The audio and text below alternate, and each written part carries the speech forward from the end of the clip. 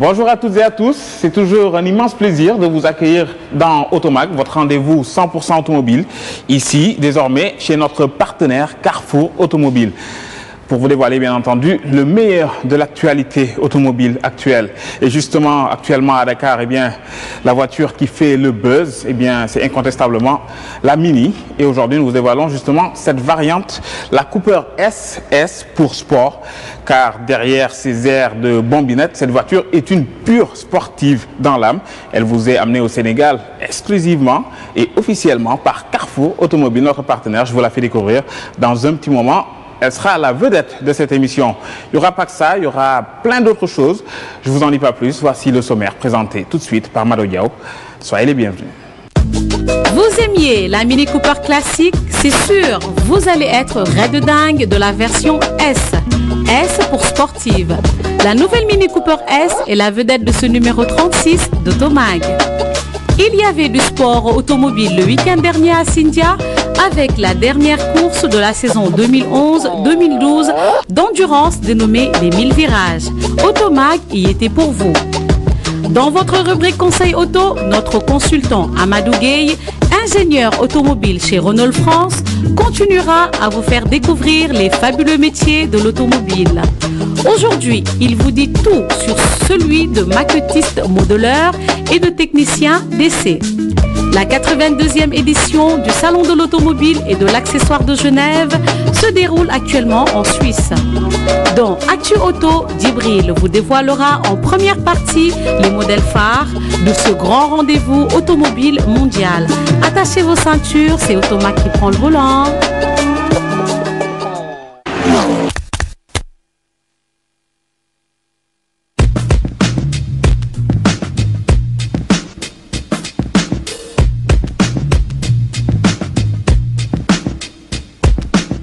Fashion victime par excellence, la Mini s'apprécie principalement quand on l'achète avec une kyrielle d'options et puissamment motorisée.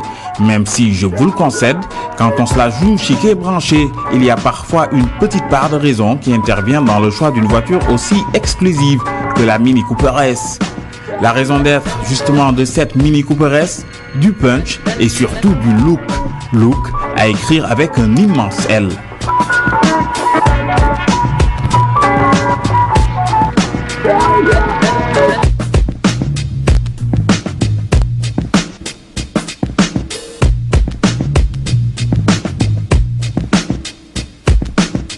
En effet, c'est avant tout de cela dont il s'agit ici chez Carrefour Automobile, car dès le premier contact avec la Mini Cooper S, le coup de foudre est immédiat, notamment grâce à ses lignes uniques et surtout à ses innombrables possibilités de personnalisation qui la rendent plus attachante que jamais. Extérieurement donc, cette Mini Cooper S a été légèrement restylée, voire modernisée. Cela dit, les ingénieurs de BMW, propriétaires de la marque britannique Mini, n'ont rien occulté au chic et au classicisme de l'auto.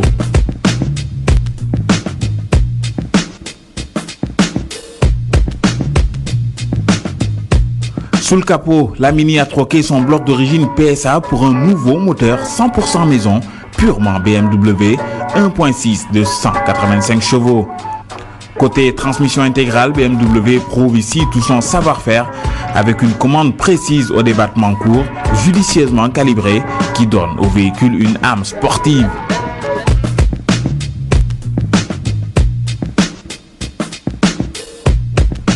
Côté performance, cette Mini Cooper passe du 0 à 100 en seulement 7 secondes 5 et sa vitesse maximale atteint les 228 km/h sur circuit. Présentation avenante, comportement routier amusant mais sûr, moteur énergique et large possibilité de personnalisation. Voilà, mesdames et messieurs, amateurs de bon goût, autant d'excellentes raisons de littéralement flancher pour cette Mini Cooper S subtilement restylée à l'allure plus séduisante que jamais.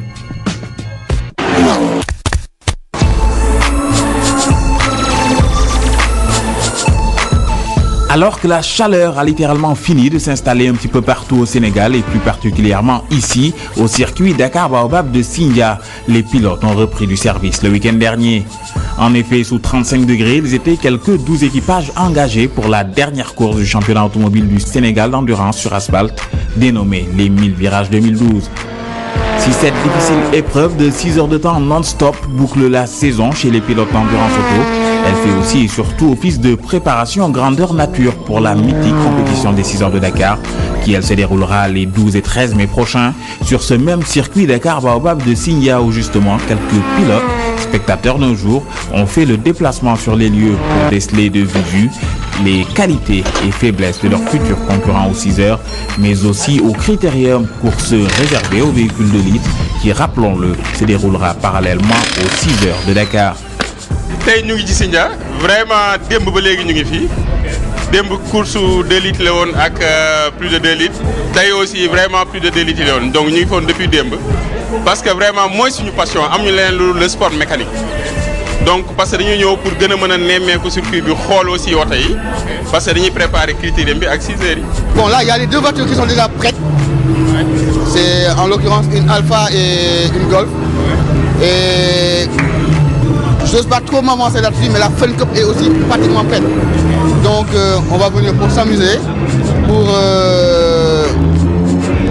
faire plaisir aux gens et jouer la gagne. C'est surtout le plus important et on pense que cette année c'est parti pour ça, quoi.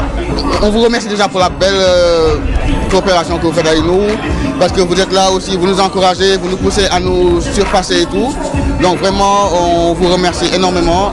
Et surtout toi, Jay, parce que tu fais un travail important pour nous, que ce soit au karting, à la moto, comme en voiture.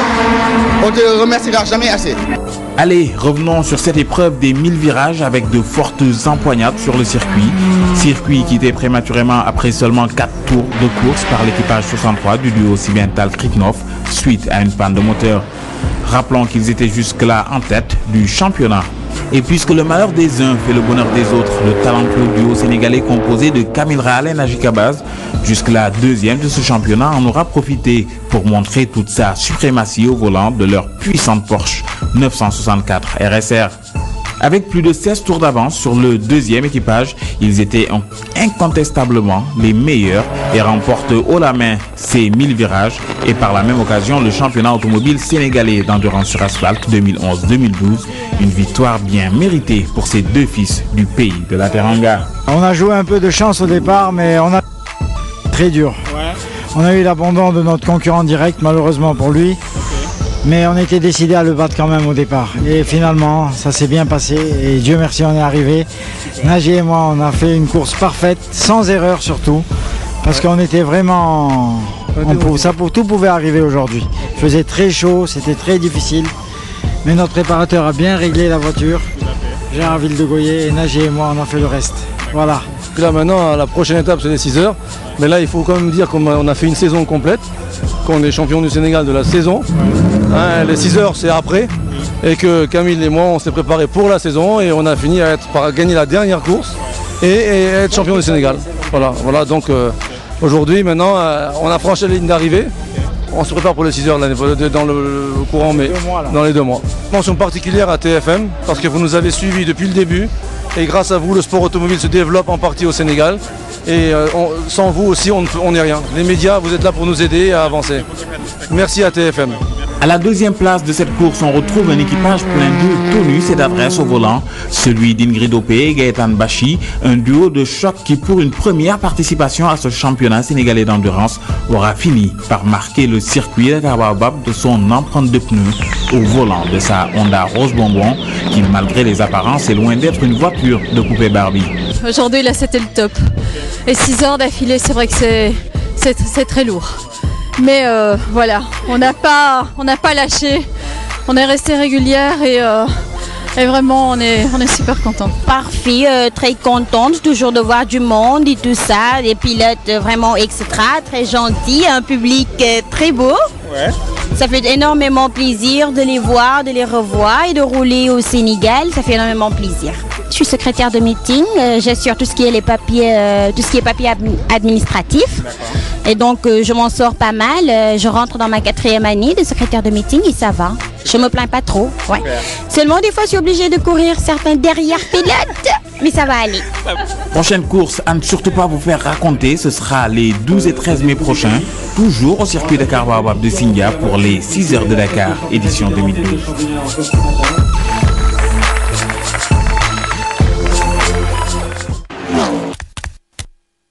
Mesdames et messieurs, bonjour, bienvenue chez vous dans votre émission Automag. Je reviens encore une fois vous expliquer et partager avec vous les expériences de la construction de l'automobile. On a dit qu'on va développer donc, cet aspect sous 4 gros chapitres, à savoir la construction de l'auto, la maintenance, la réparation carrosserie peinture et les métiers du commerce. Lors de la précédente émission, nous avions parlé donc de la construction de l'auto, donc avec 2 sous-thèmes que sont le design et l'ingénieur d'études et développement. Aujourd'hui, nous allons parler des 2 autres métiers qui complètent le puzzle de la construction, à savoir le maquettiste et le technicien d'essai. Le maquettiste, donc, ça veut dire que mettre en volume, en relief la voiture automobile. Donc l'utilisation de la maquette, on la connaît depuis l'Antiquité, donc ça a traversé des époques, des périodes, donc connues depuis la maison crétoise, depuis les navires égyptiens. Et aujourd'hui, quand on nous parle de maquette, on fait toujours référence à un immeuble, à un édifice, à une maison. C'est vrai, mais aussi dans le milieu de l'automobile, on a besoin de maquettiser pour pouvoir toucher le produit, apporter des rectifications, des ajustements pour pouvoir toucher cela et faire les tests qu'il faut en adéquation avec les cahiers de charges préétablis par les ingénieurs d'essai, par les ingénieurs d'études, pour pouvoir les mettre sur le véhicule de série de Monsieur Tout-le-Monde, de vous et moi. Donc la maquette est d'abord réalisée donc, par un maquettiste dans les studios de design. Il est chargé de mettre en relief, en volume, tout ce qui a été dessiné et imaginé par les designers. La maquette est d'abord réalisée en 3 dimensions suivant un procédé informatique. Aujourd'hui, avec les logiciels qu'on a, on modélise cela. Ça nous permet de voir le véhicule sous 3 axes, en 3 dimensions, X, Y, Z. Ça nous permet de retourner le véhicule, de voir le châssis, de voir la carrosserie, la sécurité passive, la sécurité active et quelles sont les pièces et les types de matériaux qu'on doit apporter donc, à cette maquette.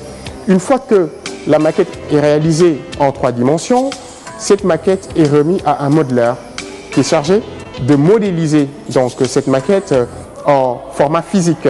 C'est-à-dire, qu'est-ce qu'il utilise? Il utilise de l'argile, du clay, qui est de l'argile synthétique, thermodurcissable, qui permet aussi d'avoir un toucher du produit automobile. Et aujourd'hui, la maquette, comme je vous ai dit, la maquette physique est de moins en moins utilisée parce qu'avec le développement des nouvelles technologies de l'information et de la communication, les constructeurs ont plus tendance à utiliser la 3 dimensions qui est beaucoup plus succincte, qui est beaucoup plus précis, où les écarts sont bien maîtrisés par rapport à la maquette physique. Donc, et dans ce cas, chaque élément du véhicule est pris en charge et maquetté par une équipe qui est dédiée. Toutefois, donc, comme je vous ai dit, avec le développement du numérique, on a tendance à diminuer donc, cette maquette physique. Aujourd'hui, on a besoin de maquettiser, de sortir l'élément, tous les éléments du puzzle automobile pour pouvoir le tester, pour pouvoir valider l'homologation technique, l'habitabilité dans le véhicule, dans le puzzle moteur, que ce soit la liaison au sol, les suspensions, le train avant, le train arrière, la transmission, les barres stabilisatrices. Tout ça, on a besoin de les modéliser afin de pouvoir concevoir le concept car qui va reprendre le véhicule de série à plus de 95%. Donc voilà pourquoi le métier de maquettiste est important dans ce puzzle de la construction et dans les studios design, donc des constructeurs. Ça nous permet, pour synthétiser, de voir le produit en échelle réduite. Parfois, dans l'automobile, c'est une matrice, donc on peut le réaliser à l'échelle 1, c'est-à-dire réelle du véhicule, ou bien à l'échelle 1 25e, 1 20e, pour pouvoir réduire et puis pouvoir apporter les modifications qu'il faut avant de pouvoir concevoir le concept car qui nous permettra de fabriquer le véhicule de série à plus de 95% de ce concept car, issu donc de la maquette automobile. Mais quand le maquettiste il travaille aussi, quand il modélise des pièces, ces pièces sont aussi testées. Par qui? Par un technicien d'essai. Le technicien d'essai, lui, son job consiste à prendre en charge les essais d'une pièce du véhicule en cours d'élaboration. Au sein d'un département d'essai, il suit les procédures des ingénieurs d'essai afin de tester la performance technique, la fiabilité, les matériaux mise en place donc, du style crash test pour savoir si le véhicule répond à des critères techniques sur la sécurité, sur les zones de déformation. Si je prends l'exemple de la liaison au sol, par exemple, on a des techniciens d'essai qui, eux, testent tout ce qui est pneumatique, tout ce qui est suspension, tout ce qui est barre stabilisatrice, tout ce qui est freinage. Et donc, c'est une batterie d'informations qu'il remonte à ces ingénieurs d'essai afin que ces derniers puissent malaxer l'ensemble de ces informations, les analysent et sortent des solutions qu'ils vont proposer aux ingénieurs de développement pour que ces gars puissent adapter et réajuster les pièces. D'où l'importance capitale du technicien d'essai parce qu'il faut avoir l'oreille, il faut savoir écouter, il faut savoir entendre la bruyance. Par exemple, quand vous ouvrez la portière et que vous claquez la portière, il y a une bruyance que vous avez